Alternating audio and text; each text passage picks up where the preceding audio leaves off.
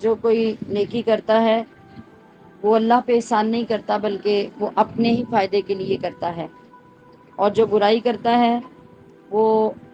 اپنے ہی پاؤں پہ کلہاڑی مارتا ہے، وہ اپنا ہی بیڑا غرق کرتا ہے اور اپنے لیے جہنم خریدتا ہے۔ یعنی مراد اس سے یہ کہ قیامت میں جس کو جو بدلہ ملے گا وہ اس کے اپنے اعمال کے مطابق ہی ملے گا۔ کہ جب کوئی یہ پوچھتا ہے کہ قیامت کب ہوگی، تو اس کے جواب میں ارشاد فرمایا گیا کہ جب کسی سے قیامت کے بارے میں کوئی پوچھے کب ہوگی تو اس پر لازم ہے سوال کرنے والے کو وہ یہ جواب دے کہ قیامت کا اصل علم اور علم کا اصل حوالہ وہ اللہ ہی کی طرف لوٹتا ہے۔ مطلب یہ کہ اللہ کے سوا قیامت کا فائنلی وقت کوئی نہیں جانتا، اور مخلوق میں سے بھی اگر کوئی بتائے تو وہ از خود نہیں جانتا بلکہ اللہ کے بتانے سے بتا سکتا ہے۔ بس یہ کہ قیامت ایک ایسی چیز ہے جب وہ آئے گی تو نیکوں کی نیکیوں کا اور گناہ گاروں کے گناہوں کا فیصلہ جنت اور دوزخ کی صورت میں ہو جائے گا۔ تو یہاں یہ بات ایک ذکر کی گئی کہ اللہ کے بندے اگر کوئی قیامت کی نشانیاں یا بہت قریب کی باتیں بتاتے ہیں تو وہ اللہ کے دیے ہوئے علم سے بتاتے ہیں، ذاتی طور پر اللہ کے سوا کوئی نہیں جان سکتا۔ اس کے بعد ذکر کیا گیا کہ کوئی پھل اپنے غلاف سے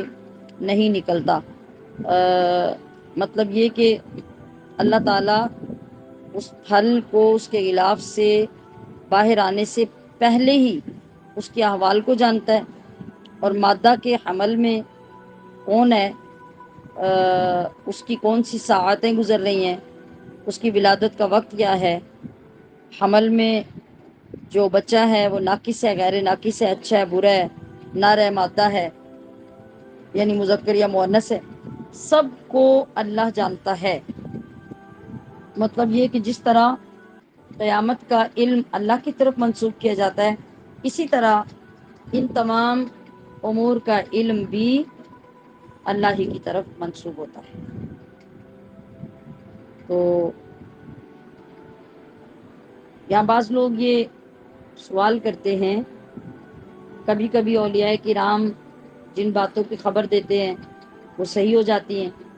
حتیٰ کہ کبھی نجومی اور کاہن پامسٹ وغیرہ جب کسی بات کی خبر دیتے ہیں تو وہ بھی بعض اوقات ٹھیک ہو جاتی ہیں۔ تو پھر اللہ کے ساتھ خاص کیسے ہوا یہ علم؟ تو اس کا جواب یہ ہمیں ذہن نشین کرنا چاہیے کہ نجومیوں اور کاہنوں کی جو خبریں ہوتی ہیں وہ محض ایک قیاس اور اندازے ہوتے ہیں جو کبھی صحیح ہو جاتے ہیں کبھی نہیں ہوتے، اس لیے وہ علم نہیں بلکہ قیاس آرائیاں ہوتی ہیں۔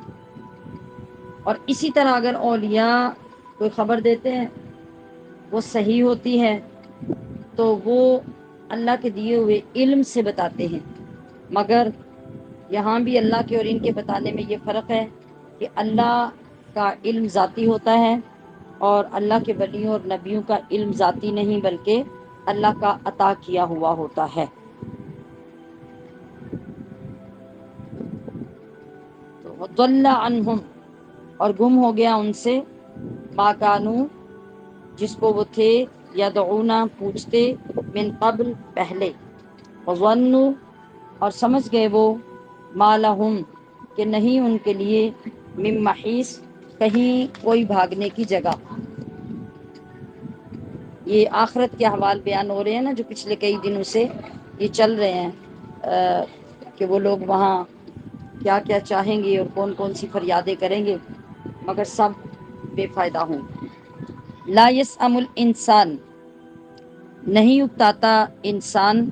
من دعاء الخیر، بھلائی کی دعا سے یا بھلائی مانگنے سے، وَإِن مَسَّهُ الشَّرُّ، اور اگر کوئی پہنچے اس کو برائی، فیعوسن، تو وہ ہو جاتا ہے نا امید، قنوط، بڑا مایوس۔ یہ آیت اور اس کے